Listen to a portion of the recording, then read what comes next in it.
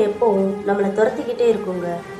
வீட்டில் கணவன் மனைவி 2 பேருக்கும் எப்பவும் ஏதாவது ஒரு வாக்குவாதம் இருக்கும்.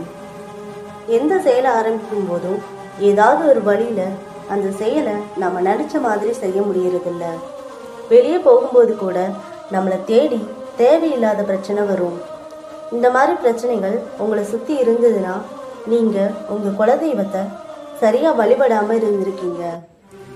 அதனால உங்களோட குலதெய்வம் உங்ககிட்ட இருந்து ரொம்ப தூரமாக இருக்கிறதுக்கு நீங்களே உங்களுக்கு தெரியாமல் ஒரு காரணமாக இருக்கிறீங்க.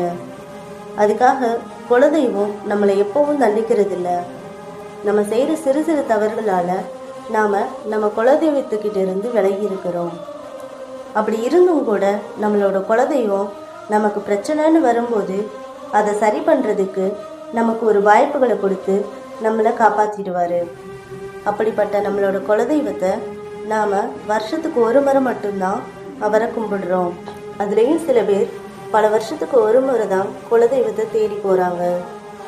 நாம் இப்படி குலதெய்வத்தை சரியாக வழிபடாததுனால நம்ம சுற்றி இருக்கிற கெட்ட சக்திகளோட பலம் அதிகரித்து அது சுலபமாக நம்மக்கிட்ட வந்து நம்மளை பல பிரச்சனைகளில் சிக்க வச்சிருது. இந்த மாதிரி நம்ம வீட்டில் இருக்கிற கெட்ட சக்திகளை அழிக்கிறதுக்கு குலதெய்வத்தை நம்ம வீட்டுக்கு முறைப்படி அழைக்கணும். அதுக்கு நீங்கள் இந்த பதிவில் நான் சொல்கிற விஷயங்களை ஒன்று விடாமல் கவனமாக முறைப்படி செய்யுங்க. இந்த ஒரு விஷயம் மட்டும் பண்ணால் போதுங்க. உங்கள் வீட்டில் இருக்கிற கெட்ட சக்திகள் ஓடி போய் உங்களோட குலதெய்வம் உங்களை தேடி ஓடி வருவார். ஒரு சிவப்பு துணியை எடுத்து அதில் எல்லா விதமான புனித சடங்குகளுக்கும் பயன்படுற வெர்லி மஞ்சள் கிழங்கு, விரோதியை கூட நம்மளுக்கு நண்பனாக்குற சந்தனமும் குங்குமமும், ஆதியும் நீயே அந்தமும் நீயேன்னு உருவாகிற விபூதியையும், வீட்டிற்கு வாசம் தரக்கூடிய சாம்பிராணியையும், எதிர்மறை சக்திகளை நம்மிடமிருந்து விரட்டக்கூடிய அடுப்புக்கரையையும் சேர்த்து இந்த எல்லா பொருட்களையும் அந்த சிவப்பு துணியால் ஒரு முடிச்சு போட்டு அதை நிலைவாசலில் கட்டிடுங்க. இந்த 6 பொருட்களையும் சிவப்பு துணியால் நம்ம நிலைவாசலில் கட்டும்போது நம்மளோட குலதெய்வத்தை மனசில் நினச்சிக்கோங்க. இது முதல்ல நம்ம வீட்டில் இருக்கிற கெட்ட சக்திகளை துரத்திடும். நம்ம குலதெய்வத்தை நம்ம வீட்டுக்குள்ளே வர்றதுக்கு இந்த 6 பொருட்களும் ஒரு முக்கியமான காரணமாக இருக்கும். நம்ம வீட்டில் இந்த 6 பொருட்களையும் கட்டி நம்மளோட குலதெய்வத்தை மனசார வேண்டுறதுனால நம்ம குலதெய்வம் எப்பவும் நம்ம கூடவே இருப்பார்.